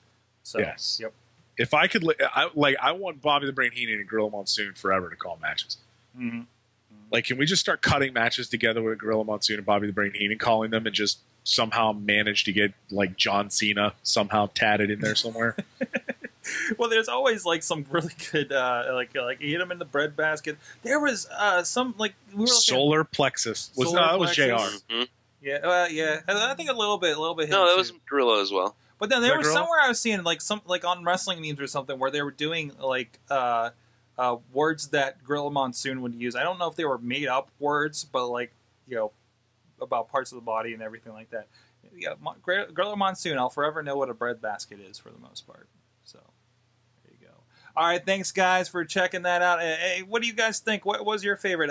Wrestling Revolution says looks like GM Kurt Angle. Riz says Hornswoggle. I hate you. Best GM SmackDown has had Teddy Long, you know. Tag team match play. Tag team match play, yeah. All right, let's go right to Mad Mike's Minute of Mayhem, and we'll be back with more of our Mayhem show. Just wait, motherfucker. Mayhemers, it's Mad Mike once again with your Minute of Mayhem. Hope your Thanksgiving was fantastic as always, Mayhemers. Just finished watching Raw. Actually, I finished watching Raw a while ago because I got to see some of it last night. And holy fuck, was there a lot of good wrestling. A lot of good wrestling. Sheamus, Cesaro, Cena, Ziggler, Brian Ray. I mean, my god, the mind baffles. And I'm sure the internet had a collective orgasm when Tyler Black tackled Daniel Bryan on WWE TV. What I'd love to see next week is The Shield, horrible name, but I'll get to that, against Brian, Kane, and Ryback. I think that'd be fucking awesome. But I love the interview. The interview with Ambrose, Black, and Roman Reigns, very good, very good. Although they should have called themselves the Honor Squad. That's just me. They even said that they were here to do the honorable thing in the interview. I'm like, just call yourselves the Honor Squad. Call yourselves the Honor Squad. But they didn't want to do that. Instead, they chose the Nick Fury route and to call themselves Shield. Whatever, it's fine. But, you know, as long as you're on the TV, that's fine by me. As far as TNA, fuck, I don't know. They brought back the turkey suit, and they put Jesse in it. Ha ha ha ha. He's a funny muscle-bound guy in a turkey suit. Brr, brr, brr, brr. And I wonder if the Aces and Eights are just there to take out any parts of TNA I enjoy. Because they took out Magnus, and I'm a big mark for Magnus. I think he was awesome. They took out Eric Young. Friend of the show, Eric Young. Everyone drink. If I was Austin Aries, I'd be scared as fuck right now because they seem to be highlighting any aspects of TNA I find watchable. And I'd say Bully Ray should walk out too, but he's too busy fucking Brooke Hogan. How stupid that fucking storyline is, and the mind baffles with the idiocy of TNA. But I want to say, you know, we got a 2-week countdown until the Mayhem Christmas celebration. And guess what, bitches? Mad Mike's gonna be there. Mad Mike's gonna be there. And that night, you may call me Musical Mike because I got some songs in store. And I think the Mayhem universe is going to appreciate them. Alright, well, this is Mad Mike for the minute this week, bit. Peace, bitches. Traditions. I believe in traditions, Chachi. There will be singing, there will be mirth and merriment, there will be haphazardly strung lights throughout the studio, possibly causing a fire hazard. Most likely adding a fire hazard. What are you coughing for? What are you doing? Sick. You're sick? You can call off that week because everybody will be in the studio. Right, WrestleFan? Yeah, everyone will be. Oh, wow. So if you want to talk about tradition, I'm going to have Lady Lunchbox drive me to the studio again so I can drink a bottle of wine again. Sweet. And then make Riz eat the label again. We're going to fill this basement with people because we're going to have people over for the Awesome Cast. We'll have you guys for wrestling. I don't know what Chachi's going to plan for Let's Play because it's the first time we'll be doing a Christmas special for that. Take it off. You're taking it off? Yeah. So we're going to do one more for the year, and you're done? Yep. Okay, so that makes more room for everything else. Right. Sure, why not? What? We'll do the one more, and that's it. All right. Now we know. Yeah, LB, I understand you have something here. I do. We talked about this a little bit in the chat last night, and I would like to introduce a new segment to the Mayhem show. Let me pull up my thing here. It's a segment called Future Endeavored.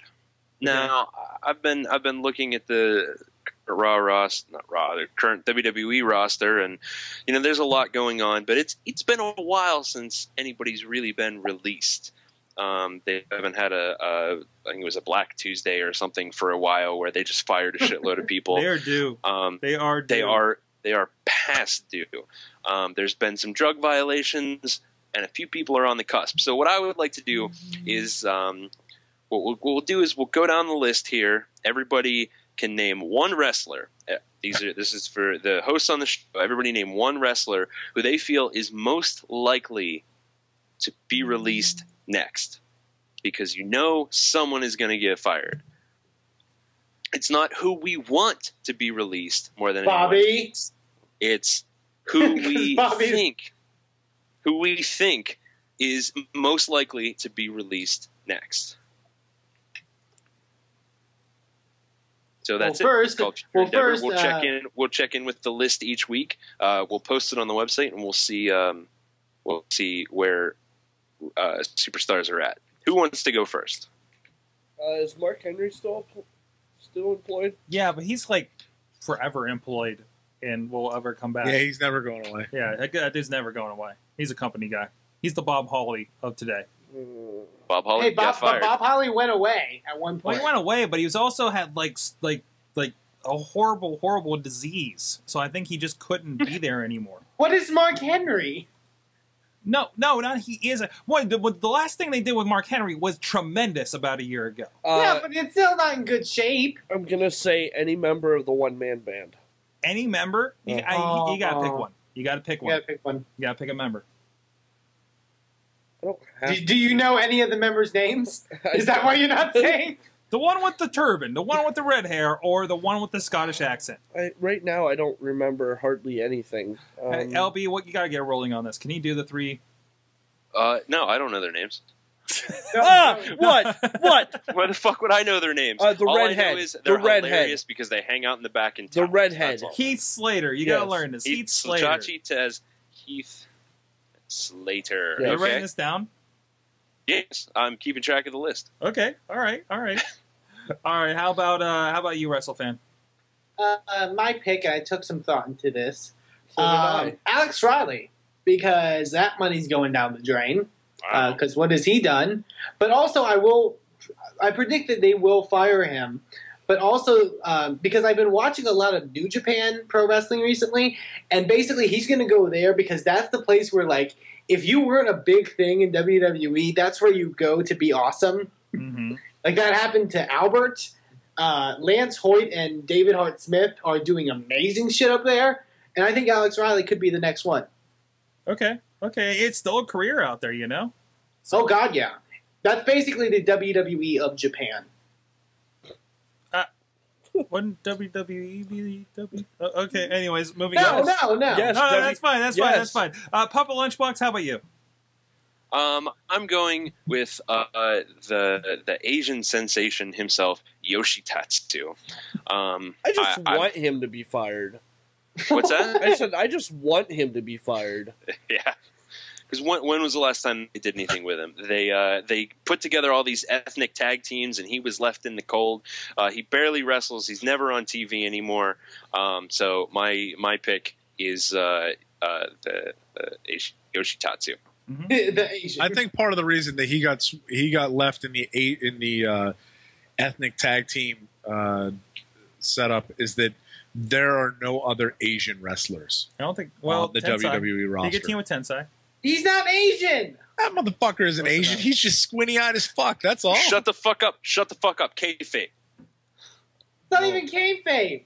Yo, Shut that the fuck up. motherfucker ain't He's Asian. Asian. They recognize that he's Albert, but he went to Asia. You know what that shit on his forehead means? It means Asian. Okay. That shit means Point fake-ass Asian. This Lunchbox. shit- I accept your apologies. I fully believe that Hold on. Tensai... Texas Anarchy in the chat room says Tensai is Blasian, I think. Blasian. No. I fully believe that they just write like characters on his face, and it doesn't mean any. Like they don't know what it means. It means But if just they were to ching-chong actually go to ding-dong. Japan, they would just laugh because it just says cock face, monkey mouth on his head. They probably WWE probably does seriously run in Japan, so they probably are laughing at him.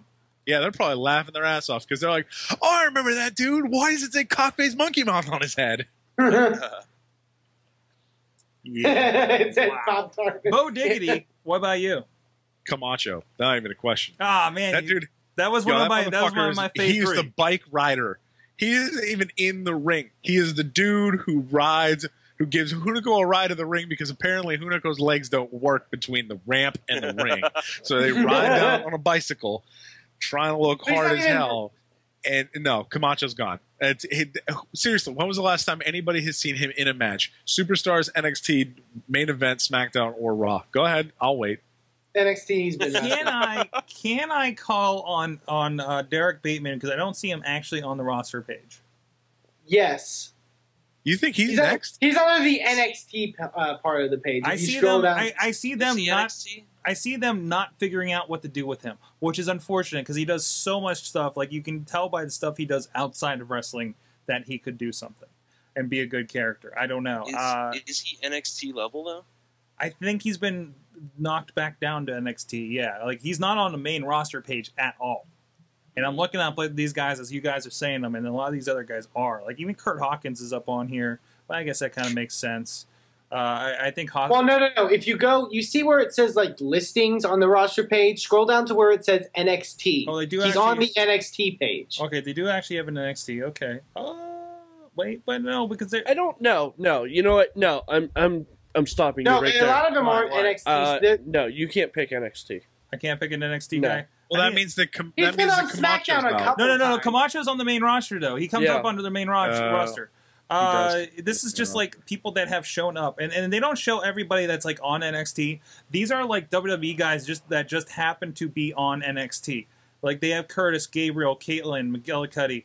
How good is Antonio Cesaro? Tamina. He's on there twice. Yeah, exactly. Well, I think holy crap, he is. all right. I think they put anyone that's a champion up front. All right, oh yeah, that's what's happening there. No. In that case, I'm going to go with. Where is he at? I'm going to go with Big Zeke.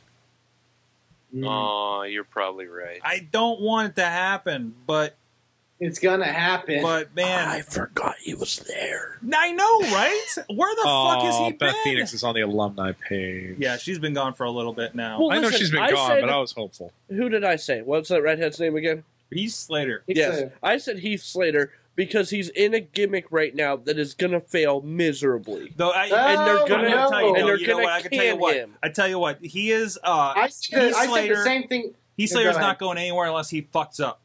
Because he's the guy. Give it time. Give it time. I'll put it out there. I'm putting it out here. Heath Slater, next Brooklyn Brawler. Yeah. He's just the jobber to the stars forever. Hey, exactly. You're saying it's a gimmick that's not going to go anywhere. I said the same thing about Fandango, okay? And it's the greatest thing that happened on Raw last night. It hasn't even happened yet. Exactly. It hasn't happened Fuck yet. you. I saw that commercial and I shut Raw off for the 3rd time. Are you kidding me? Fandango is amazing. No, fuck you. You don't Maybe know because his anything gimmick about is the just saying fucking dancing promos punch. so far. His gimmick is just saying... Fandango hasn't happened yet. His gimmick is just saying dancing puns. What's better than that? Fuck you.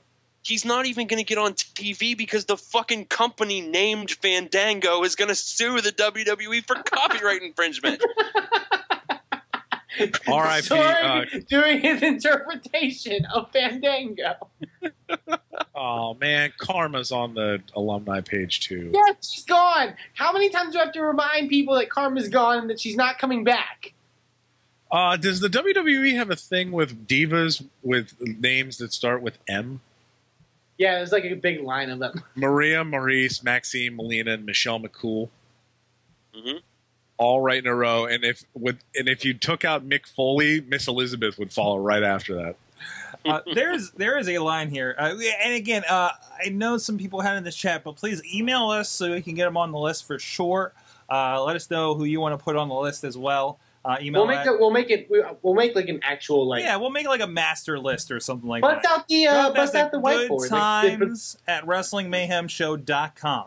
Good times. Good times at WrestlingMayhemShow.com. So yeah, go check that out. There was somebody put in there in the article for the 50 most beautiful people in sports entertainment. Yeah, because that had some discussion over on the Facebook page, mainly by me. I mean, it's a little bit of everybody. Because there's a good amount. It was good to see some cool people in there. Caitlyn, I agree with, but 3 people that I noticed that was kind of like the big what the fuck were these people smoking? Magnum TA. Magnum TA was Magnum TA wrong. deserves to be He was on there. wrong. His mustache Magnum was amazing. TA was number like 29. That motherfucker should be number 2 at worst. At worst, he should be number 2. He should take his mustache and go all the way to number 1. Although I do agree with the pick for number 1, Magnum TA. Robbed. But the three that I was like, what the fuck? Triple H, Eric Bischoff, and Jeff Hardy. You're okay with the cat pick at number 43? That's fine. Some of these I'm not a huge pictures were fan not of the the most cats. That's flattering, fine. by the way. Like, how is that? I know. I guess for males they use the term handsome. How is that handsome? I'd say Eric Bischoff is a dashing fellow. WrestleFan He's been like 40 years old for like 20 years. I guess for males they call them handsome. I don't really understand. But Eric Bishop has been like 40 years old for like 20 years, okay? How is he on What? You heard. And how do the Bella Twins both get a spot together? Because they're 4s each. Together they make an 8. They don't even close look to look the same. Oh, but there was a lot of, like, as much as I love Caitlyn, like, why was AJ not on there? Yeah, seriously, why am I not on there? I'm Yeah, I devilishly know. handsome. He's fucking Should've been adorable. Number 9 minimum. Also, if you'll excuse me, my brain is being used right now by a Dean Malenko and Ultimo Dragon and Starrcade 96 match right now. I'm sorry. I can't good for be you. bothered. Good for you. I don't blame you. I just watched Ultimo Dragon kick out of a tombstone pile driver. And Dean Malenko just like set up the pedigree and then power bombed Ultimo Dragon out of it. Oh no, this was the best part, Sorg. I love that John Cena. I get that John Cena's on that list. Okay, I love that the one person above him. Oh wait, but, like in front. No, next is Justin Gabriel. Okay. Why? And then followed Justin Gabriel is the sex. Jim Londos with that chest hair there. All right. Yo, Justin that hair Gabriel is is sweet. incredible. With the tuft. Maria, I don't know. Wade Barrett. Wade Barrett at 31. Yeah. I don't know. This is just a weird thing. Like it's interesting that they threw everybody in together like this. I don't know. I can't. There's Magnum TA at number 29, mustache and all. That's a sweet mustache, though. Yeah, it is. Magnum TA is fucking what's the guy from the Venture Brothers? I forget. It's Brock Sampson. Yeah. Yeah. It's the same. I think we set a bad precedent when they posted the hierarchy of WWE thing, and everybody like loved it and read it and talked about it. We set a really bad precedent for them because they're like, we can just post whatever the fuck we want. Let's do it. Unsurprisingly, we got in the Tumblr game after that. Yeah. 15 strange but true WWE facts. Oh, okay. What is it? Hey, I'd like to ask a question. Sure. Which is a more thorough form of diagramming the WWE hierarchy? The thing that they put up, or this? I think this. That. This explains everything. It lays it out all the way through. What was the WWE hierarchy thing? Where was that? It was like I forget. It was like a WWE. I thought it was WWE the magazine thing. It was online. I thought but it Joey had, Styles tweeted it. Joey Styles tweeted it. I'm It was trying to on- figure out. It was I on tried- .com, but it I looked tried- like fucking Candyland. I tried searching WWE hierarchy and I got a listing for Derek Bateman. Where is he on there? It's like they know. Right? And I think I spelled hierarchy wrong. So yeah, that's a little weird. Huh. Anyways, so there's that. So let's kind of do our I don't think we've outright kind of looked at it for a while, but how hard is it to watch Raw for 3 hours?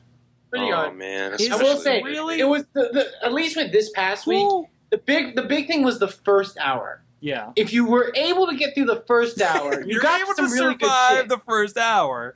It's like a test, okay? Because you had to survive that Ryback segment, and you had to survive the AJ Vicky Cena stuff. This is to get to the point. We had a really good stretch there, and honestly, there were some good matches, right? Oh, there was great matches. Maybe I can blame the Hangout from last night because I knew part of me focused more on the Hangout to get me through the 3 hours that I forgot to watch the wrestling. Mm-hmm. You know what I mean? I think that I think the 3 hour experiment is over. Everyone, yeah, gotta be. Can we go back to 9 to 11? That was nice.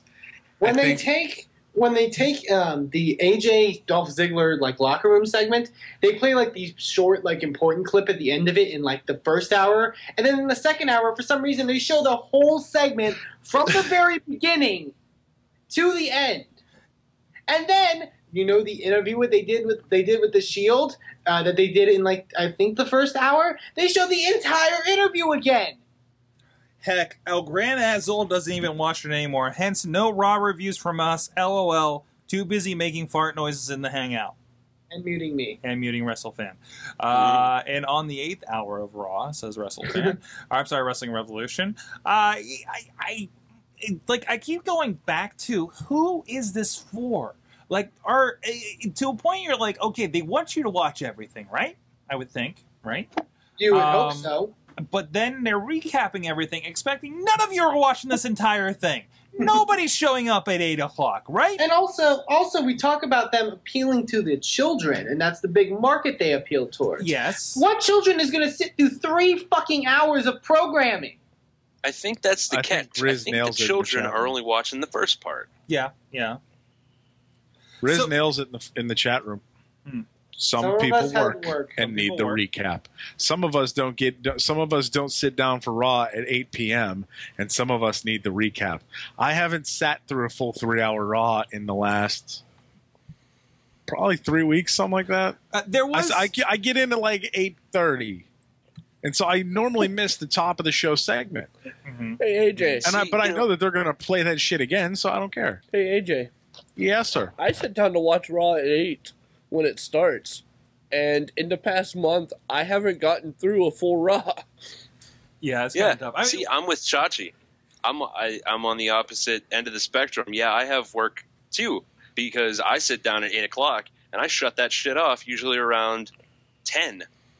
I can still have my 2 hours of Raw, but I can only handle it until about 10 o'clock when something fucking stupid happens. And I'm like, well, this is stupid. Well, I'm just going to hang out in the chat and lay in bed. And that's it. Wasn't there a point where, like, you said you weren't actually watching Raw, you were just watching our reactions in the Hangout?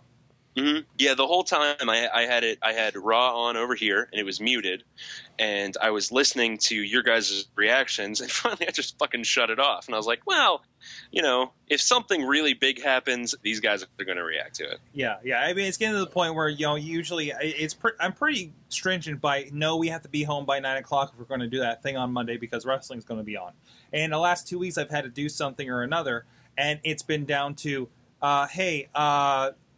yeah, Raw, I'd like to get home by the time Raw starts, but it's really okay if we don't make it.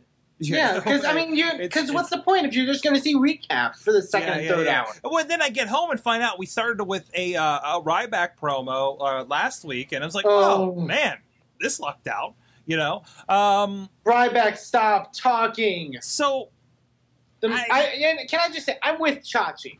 I am full on the fuck Ryback train now, because not just because he thinks Ryback's a horrible wrestler. Like, the mystique is gone. Like, what mystique? Okay, I'll tell you the mystique. The guy came out for 2 months and squashed nobody's. He's been there for like 8 months, but I get what you're saying. And I know you didn't like when Punk Ryback happened the first time, Chachi. I get that. But when Punk Ryback happened for the first time at Hell in the Cell, people were like, oh, are they going to give it to Ryback? Like, there was that question in people's mind. And when Ryback had Punk up for the Shell Shock in the Hell in the Cell before Brad Maddox did his thing, people were like, holy shit, he may be able to do this.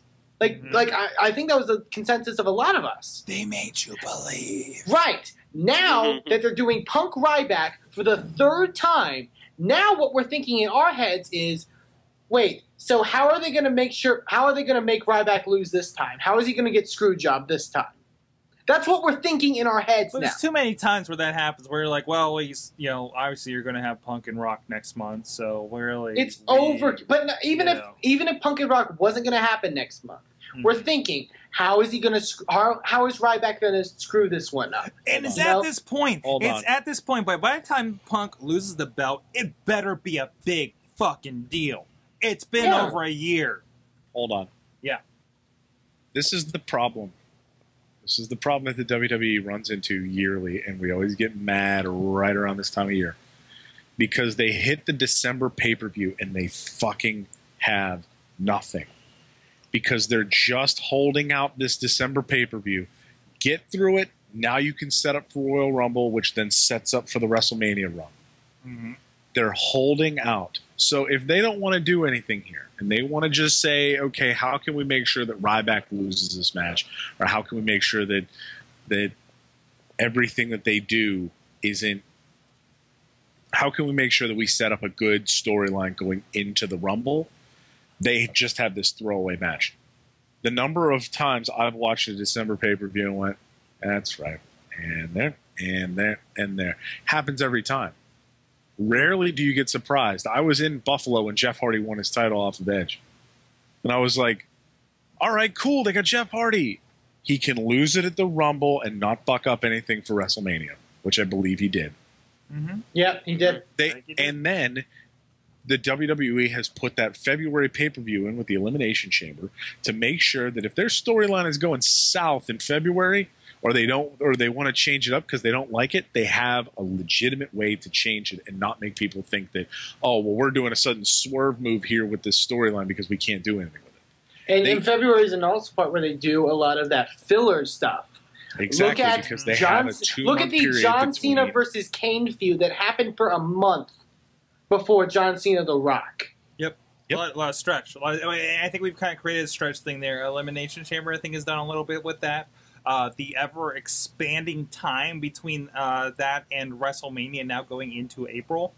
I fully believe that they need 2 pay-per-views in between. They need 2 pay-per-views or one, like, they go back to 2-hour Raws and do a 3-hour Raw somewhere in between in between Elimination Chamber and WrestleMania, because that 6-week stretch, WWE writers can't do that. They're not capable of holding a storyline for 6 weeks. They can hold it for 3 or 4. They can't hold it for 6. That's 2 extra weeks of programming where they're like, fuck. And you know that they're just trying to make sure that anybody and everybody who sees wrestling programming from WWE they're getting the storylines for WrestleMania, so they're doing stories for Raw, and they're carrying the stories from Raw over to SmackDown, and they're bringing the SmackDown stories over to Raw. So it's double workload to get all the way through to Mania. By that time, the storylines are so long and drawn out that I don't fucking care who wins. Just have the goddamn match. This point, it's gonna WrestleMania. The lead up to WrestleMania is gonna be so horrible because we have 6 weeks to WrestleMania with 3 hours on Raw. That's 18 hours of build to WrestleMania. That is a lot of time. Plus the 2 hours of SmackDown every week. Hey, add in the extra 12 hours. You're talking 30 hours of WWE programming that they can advance storylines with between Elimination Chamber and WrestleMania. I'm telling you, go back to 2-hour Raws, do a 3-hour Raw somewhere in there to blow off a little bit of the steam, and then build it back up for WrestleMania. You'll be good to go. People won't be mad. The writers will write better stuff. It's simple. The problem is WWE doesn't want to do that. They want to make the build to WrestleMania the biggest it can be. Except last time when we tried this shit with Cena and The Rock, we ended up with The Rock singing some bullshit songs that he couldn't remember the words to. That's what happens when you let them go like this. We had 6 weeks of Rock and Cena talking to each other. Right, for 20, 25 minutes. Listen, Punk and Rock are going to have a great string of promos in January. It's going to be fantastic. And he's going to get called, Punk is going to call him Dwayne for 3 weeks. It's going to be fucking amazing. The question is, does Rock, I'm skipping TLC. Punk keeps the title at TLC. There's not even a question there because you're not going to put Ryback versus Exactly. Nobody wants to see that shit. My point. The only way they could change this is if they're and as Mr. Brandon Stroud has threw in. I'm reading his thing right now. As he pointed, this little affair thing is blowing off early. Mm-hmm. It's not going to get to December. You're not going to see Ziggler versus Cena at TLC. It's just the not blow off happened on Raw last night. Right. That's basically, this is already blown off. So at what point do they try to insert Cena into TLC, and then at like the last second before the TLC match, they say Cena over Punk at TLC. Cena goes and faces The Rock at Royal Rumble, and then Cena versus The Rock finishes the Rumble and not the Rumble itself. I'll be pissed as fuck if that happens. I almost think with The Rock there, it's going to end Royal Rumble regardless. Yeah, I regardless. want it to be, if it's going to happen that way, I want it to be Punk versus Rock, and I want Punk winning cleanly. And I want Punk to basically say, who you got next? And then Austin comes out the night after the Rumble. And now you get Punk Austin going into the WrestleMania, the one more match out of Austin. Have you seen, I would pay money for Raw every week just to watch those two cut promos on each other. Oh yeah. You would wait through that hour of Raw. You know? I would watch all 3 hours of Raw every single week to see Punk and Austin. Here's the problem. This goes back to what we talked about earlier. I guarantee that if Austin came out and cut a promo, it would be in the same style as the Attitude Era, and it would not be as good as we thought it was. Am I the only person who thinks this? I don't know. I feel like if these two started trading promos, they would be writing it themselves. Yeah, Punk we would thought write that his with own Punk and stuff. Jericho, Austin though. would- Really? Yep. What? I remember didn't we hear were what all you said. excited about Punk and Jericho, and then every single time they had a promo, it never lived up to our expectations. Well, because the promos it was segments. It was writers' segments to do with this whole alcoholism thing. Which and they got weren't- more and they people weren't able involved to than just cut internet promos. smarks who wanted to watch those two wrestle. Yeah, but they were because they were doing these segments where Jericho was like, "Your mother does drugs" or whatever. They weren't able to cut promos, and they weren't able to sort of have that free range. No, not buying it. This is WrestleMania. If you want people to get excited for a Punk and Jericho match, they would have let them do that anyways. I have no idea why they did it the way that they did it, but I'm not buying the fact that they weren't allowed to do it. I know exactly why they did it, because it's easier for the writers to just do segments. That's why they went with your mother and your father is an alcoholic, then we want to determine who's the best in the world. Mm-hmm. That's because why it's they not as did that. compelling a storyline. Hey, AJ. I'm sorry, it isn't. I gotta disagree with you. I think in either scenario, with Rock or Austin coming back, I'm pretty sure that if the writers tried to write stuff for them, at this point they would get told to fuck off. Yeah, nobody's writing for Stone Cold. I disagree on the Rock side. Austin, sure, not the Rock. Yeah. Mm-mm. The Rock is going to hit his catchphrases, and that's it. Like we saw against Cena. And Cena actually was doing Punk-type promos against The Rock, where he's like, you've been gone for 7 years. He's like, you turned your back. He was making logical points to the point where WrestleFan was enjoying John Cena promos. Let's point that out. It was. Mm-hmm. He was making logical points the same way that Punk would, and it was just, you're kind of gay, Fruity Pebbles, smell what The Rock is cooking. That was every single promo, And it kind of every goes single to, week. it's kind of like the same thing when we saw Punk and Nash. It was like, oh, you're not aging well in your stuff here. And Kevin Nash You're was just not- doing his screamy Kevin Nash promos? Yeah. I don't you see were it real being the cool same in way, and I 90s don't when see you're- Austin coming. I see Austin coming back, everybody getting real excited to do what in a real form instead of just the weird, we're just going to yell this for no reason form. Mm-hmm. But I don't see... like, the only thing that makes me hopeful that they could cut legitimately awesome promos is that one random video that popped up of Stone Cold Steve Austin going off on CM Punk. Does anybody remember this? No, I haven't seen that. Yeah, I do remember. It was a promo for WWE 13, wasn't it? I think. And it was just Jim like... Ross was there. But no, it was Stone Cold by his pool at his house, and he's That was just for, like- swearing, and it was That was awesome. wasn't that for like Funny or Die or something? I forget. I know what you're talking about, though. Yeah. It was just this like random video by his pool. No. And he's just cursing like every other word. That's But yeah. I'll look for it here. You guys go ahead. Yeah, it was him by his pool, and he's like, Stone Cold Steve Austin down here on the ranch, listening to some goofy fucking son of a bitch on TV talking about me. And I was just like, oh, this is the best promo. Please let this be all of WrestleMania. And it would never happen.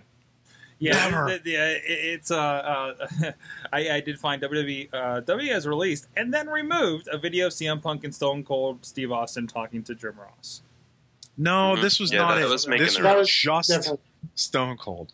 Did I make this video up in my mind? No, because I remember I it too. wrote this promo between Stone I Cold remember and it Punk. too, Bo Diggity. I can remember where it's from, yeah. It was literally just Stone Cold talking. But at some point it was just him like just swearing at him swearing into a camera by his pool. Yeah. Was it this one?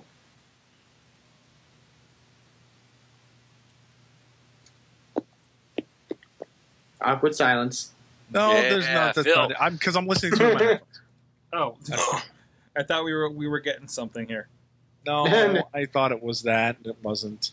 If you want to look for that, can I talk about one last thing just about Raw? Sure, real quick. Can I talk about how our tweets don't fucking matter? Yeah.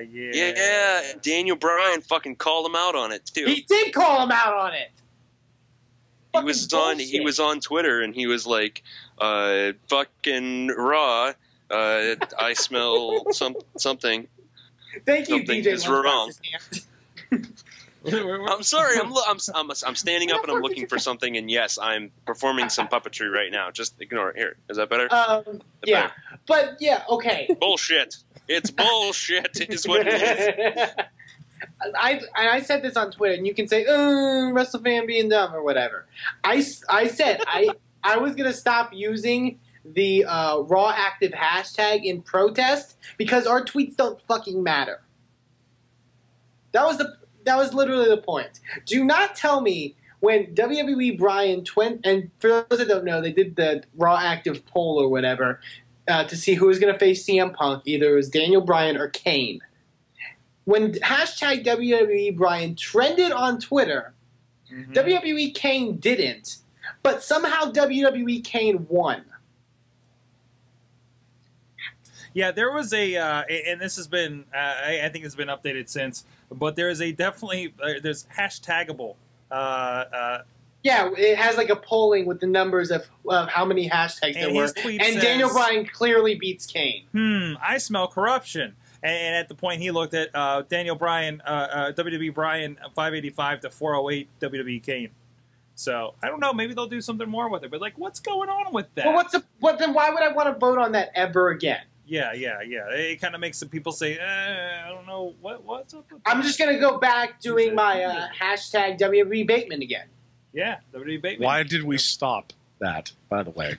Because they were doing stuff that we were interested about. We're like, I do want to see Bryan. Yeah. Now I even put into question the whole Kane Daniel Bryan tag team name one. Was that real? That was 100% made up. You know they weren't going to make a team friendship. Vince McMahon's hairy butthole wouldn't let that happen. Come on. I'm sorry. By the way, I put the video that I found in the chat room, and it's a minute and 30 seconds of sheer hilarity.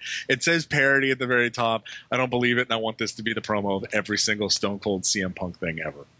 It is pretty amazing. But yeah, and Everybody, also, if you don't know, you should know. My name is Stone Cold Steve Austin, and he's got his own championship belt. Austin, yeah, you listen to me now. No, I can't talk right now. I'm doing a little thing about that. You know the one I told you about. CM Punk. Yeah, he's a real piece of shit. Okay. Who the fuck wrote this bullshit? Oh, what the fuck is this? I mean, have you seen his tour bus? It's a $2 million tour bus. Granite counters, granite floors, cherry cabinets, all the bullshit. Well, guess what? There's a fucking shower on that bus, too. When you get in that goddamn shower, it's a bar of soap. Put a little water on it, Rub it all underneath your armpits, This around is your from balls, October, and your too. fucking asshole. Would you smelly prick? Oh, what a hideous thing to say to a human being. Here's a tube of toothpaste. What you do is you pour some of this out on a little toothbrush and you scrub them fucking gimmicks in your mouth. They're called teeth. Get all that yellow shit So the whole off thing, of you, bro. it's Stone Cold Steve Austin rips CM Punk for smelling bad parody. Oh, if you yeah, wanna but search keep for it. going. Keep going. Keep The end is going, the sure. end's Smell amazing. like a motherfucker. You The- understand what I'm saying? Deodorant. It's a miracle worker. You put it under your fucking armpits. You get me? You fucking Viking. Last but not least. Fucking Don't Viking. trust your hairbrush. This thing does a goddamn wonders if you got some fucking hair. I ain't got no fucking hair. Comb that fucking shit you call a wig. You understand me? God damn, I'd like to sit here and just keep shooting the shit with the camera guy and the sound guy, but truth is, I gotta go take a big hairy dump. Oh, my God. That's it. That's it. I want that to be a the promo T-shirt that every says. time. I want a T-shirt that says "You fucking Viking." All right, that note, we got to wrap up, guys. Tell me, what did you learn from wrestling this week? Chachi? No, nothing. Nothing. Not happening. Did you learn? I didn't learn a damn thing from wrestling this week. Did you like Zack Ryder's Ghostbusters gear? No. Because I don't understand his Ghostbusters gear. It doesn't make any sense. No, it's a bro ghost. So, is he against bros? Is he against Ghost? Is he a bro buster? Yeah, is he a bro buster? Which is completely against his gimmick. It doesn't make sense. The tights were him saying, "Hey, I know you internet fans like stuff that other people don't like. Hey, like this stuff. Hey, you like me now." Like that was literally what it was. But I did notice. Who doesn't like the Ghostbusters? I did notice. I know, but it's like you gave Ryder the Mayhem show bump or the Chachi Says bump to get him on Raw again. Yeah, Damian Sandow, my favorite wrestler of the week. Thank you, sir. He should be your favorite wrestler anyways. WrestleFan, what'd you learn this week? I learned this week because I got after Raw they replayed the episode of The Soup with I watched that WWE today. It was stars, great. which was amazing, so by the awesome. way. I learned that the WWE episode of The Soup is like what's the show? What is it called? It's like Are You Serious? But funny. Yeah. Also, that was the funniest thing Jerry Lawler has ever done, just for the term bevy of skanks. And him, you're right. Him cranking up. Wait. It's Michael Cole cracking up. Yeah. While Jerry Lawler is talking. You know what? You know what makes that show? The final scene where all the wrestlers are there, and Daniel Bryan's just randomly flexing his pecs. that made the whole fucking show. Papa Lunchbox, what'd you learn? I learned I don't actually have to watch Raw to understand what's going on. I just have to watch people who are watching Raw. It all comes together like this. Mm-hmm. Yeah. Mm-hmm. Yeah. Japanese table. AJ? I learned that Ryback is a terrorist. He is a full-blown terrorist. He actually hijacked Raw and made demands and said he would destroy everything if he didn't get what he wants. That's terrorism. That's exactly the definition of terrorism. And Chachi, you have every right to hate Ryback. I hate Ryback because he is a terrorist, and I love freedom. That's what the F is for this week. Freedom. From the chat room, Alex Andy Cards learned that WWE it moved. Will always help me catch up with the story lines by giving me recaps every 5 minutes. Texas Anarchy learned that you want WWE hierarchy, go to Bo Diggity. He learned about the hierarchy from Bo Diggity. But you have J-Town learned Buzz Aldrin went to the moon. Whoa! And that Canada's doing wonderful things. Also, Rosa Mendez is starting to upgrade her image, but she doesn't need to for me. But you already knew that.